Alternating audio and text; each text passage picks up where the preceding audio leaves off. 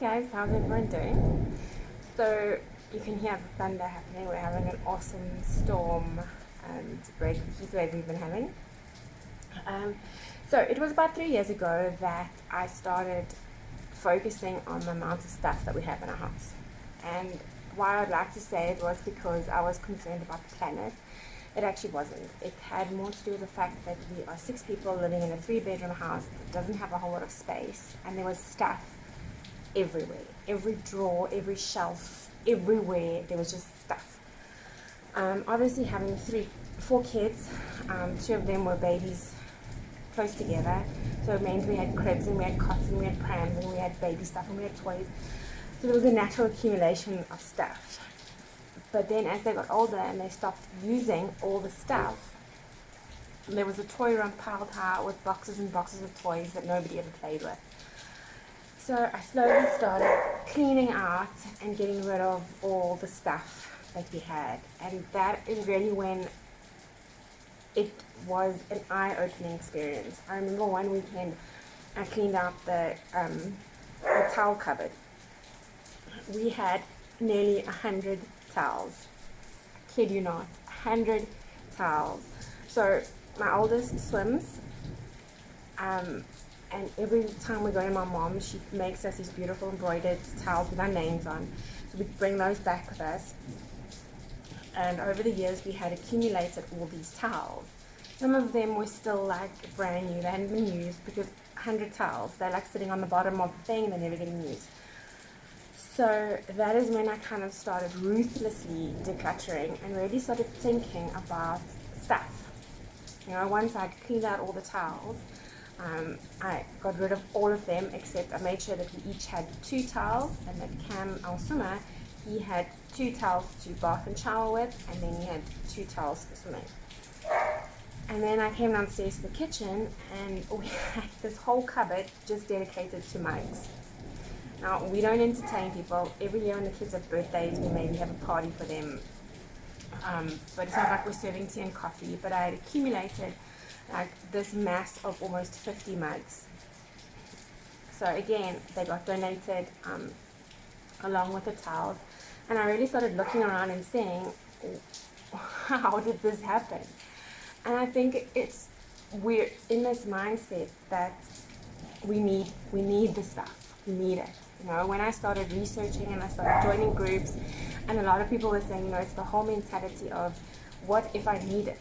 You know, I mean, I remember when I was cleaning out the towels, I mean, but wait, when we go down to visit my mom, we need towels for Christmas. But do we really need 100 towels? No, we don't. But there's this whole mindset that we're going to run out, like the scarcity mindset of we're going to run out, so we have to have all these things and we have to keep them, we have to hold on to them, because, you know, what happens if one day, out of the 365 in the year, 50 people arrive at my house and they all want coffee and tea? Like, I need to have enough mugs for that. And I realized that we were holding on to all these things that were taking up space in our home that didn't need to take up the space. So it's been a 3-year journey so far of like ruthlessly decluttering and, you know, getting rid of stuff that doesn't serve a purpose in our house. 50 mugs do not serve a purpose in our house. Yes, we're ordering coffee, we're ordering tea, so we need 6 mugs, maybe 8. You know, if we do have someone over, or, you know, if one's dirty or whatever. We don't need 50. You know, there was a lot of other things that we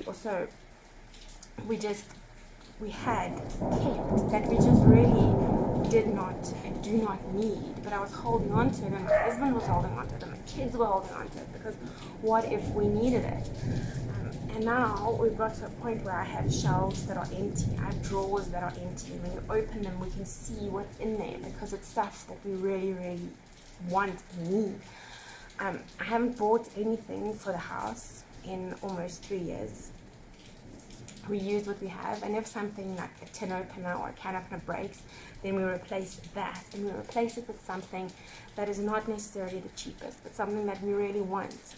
You know, like our puppy has stolen, keeps stealing our spatula.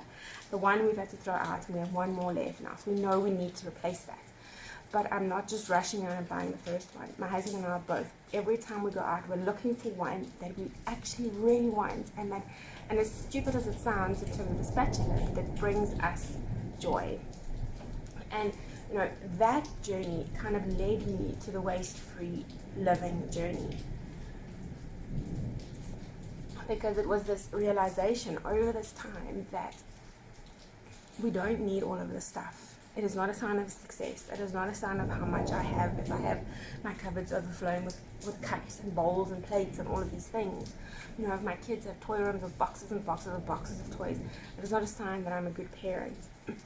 Because half the time, they don't even look at the stuff. We're now down to, we have like a long trunk, and that is the only thing that has toys in at the moment, apart from our Lego. And when they go in there, when Emma goes in there, she opens it up and she plays with the stuff that's in there.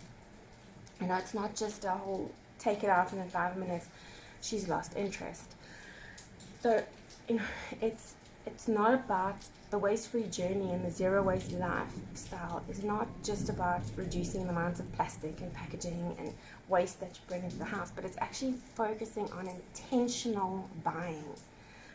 Now I remember I used to go, we have a big Pick and Pay hypermarket down the road from us, and I used to go there, walk the aisles, and there was stuff on special, stuff that we didn't need, stuff that we didn't want, stuff that no one actually really uses, but it was on special. I went in there, I popped in there the other day, because we get the dogs food from them, and obviously now they're preparing for Christmas, and the aisles are full of those big like basket things. They're full of chips and chocolate and just stuff that you don't need.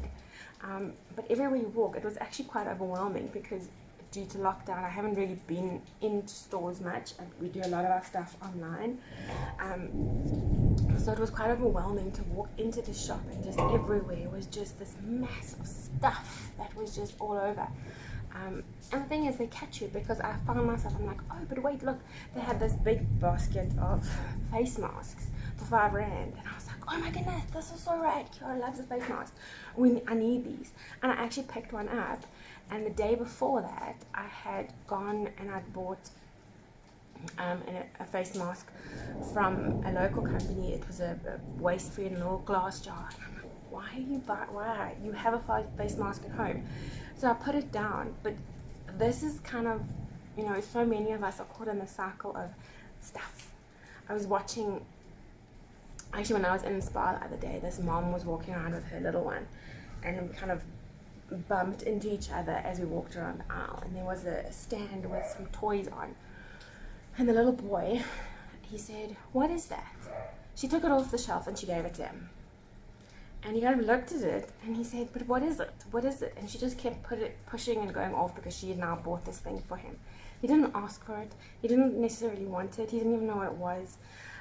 She just, and I get it, it was the end of the day, she was obviously tired, she was like trying to probably circumvent a tantrum or a fight that she thought was going to happen, so she just bought this thing, and now she goes home and it gets chucked into the toy room or the toy box.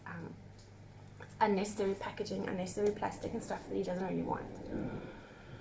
And we've all done it. I used to do it. I was watching some grocery haul videos on Instagram, and I was just like, whoa, this is just so much stuff that we are, as a race, consuming, and it's unnecessary. So the whole point of this, what I'm trying to say, is that my waste-free journey didn't start with me wanting to be kinder to the environment necessarily. It started as me realizing that all the stuff that I'm bringing into my home is taking up space, it's taking up energy, it's not serving anyone. The 100 towels that are in my cupboard taking up space, and every time we try and put the towels back, there's not enough space, and it aggravates us. That's not bringing anybody joy. It's not bringing anything to anyone's life. Whereas we have now 15 towels in the cupboard. Everybody manages to get dry after the bath. When we go swimming, we all have a towel. It's exactly the same. But now we're able to see, okay, these are Cameron's towels for swimming. This is Emma's towel. This is Kiara's towel. We're able to use the products that we have. So I suppose the point really of this is to try and encourage you to be intentional about the choices that you make when you go and shop. Now, when I do go into a shop, I go in because that item that I'm going to buy has finished. Not because I'm like, oh, it's month end, Checkers are having specials, I must go check the specials out, and then buying stuff. It's the mayonnaise has now finished. I need to go and buy another thing of mayonnaise. And I walk out with the mayonnaise, not with the mayonnaise and anything else that's on special. So it saved us money, and now when we buy something, it's something that we really want and we really enjoy, which has been an eye-opening thing for both David and I, you know, because it goes against kind of everything we know and how we've lived our lives up until this point. You know, we were like, if it's on special, you have to have it. If you know you need it, you know, it's Easter, you have to go buy all these things for Easter. It's Christmas, you have to go buy all these things for Christmas. When the reality is you really don't. You probably have stuff in your home right now that you can use for all of those things. So it sounds like a bit of a ramble, but the point of this video was really to get you guys to realize that waste-free living is not, there's more to it than just cutting out on the packaging that you're using. That is a big element of it, and it's almost a byproduct of living minimalistically. You know, when you focus on what it is that you bring into your life, you really realize how much stuff you don't actually need. So that is my challenge, I suppose, for those of you who are new to this journey, or if you're not sure about starting this journey, just next time you walk into the shops, really focus on what it is that you're putting into your trolley, and not in terms of packaging, but do you really want this thing? Is it something that you need in your home? Is it something that you really want? So that is the message that I'd like to get across to you guys today. You know, especially with Christmas coming up, it is now all about buy. There's Black Friday coming up. There was Amazon Prime Day recently. There's all these things pushing us. You know, I read the Pick and Pay. We had a flyer today, and it came in the post, and it was just about all these things that you don't actually need. But obviously, with it being the festive season, a lot of us are going away. You need to prepare, you need to buy gifts for family and friends. So think, you know, times are also tough now. Times are tough with COVID, and we all have to watch what we're spending. And a great way to do that is to be intentional about what it is that you're putting into your shopping basket. So on that note, I'm going to leave you guys. Be sure to check out my blog, HarassedMom.co.za. I have another brand that I'm featuring this week, the Refillery that we've been to. It's an awesome store. Unfortunately, it's not in Pretoria, so it's a bit far to drive, but check that out. They will be featured, they will be up later on this week. And that's it, guys. I'd love to hear about how your journeys are going, though. If you've just started, what are some of the things, the changes that you've made in your life? I'd really like to hear about it. Just drop a comment and let me know.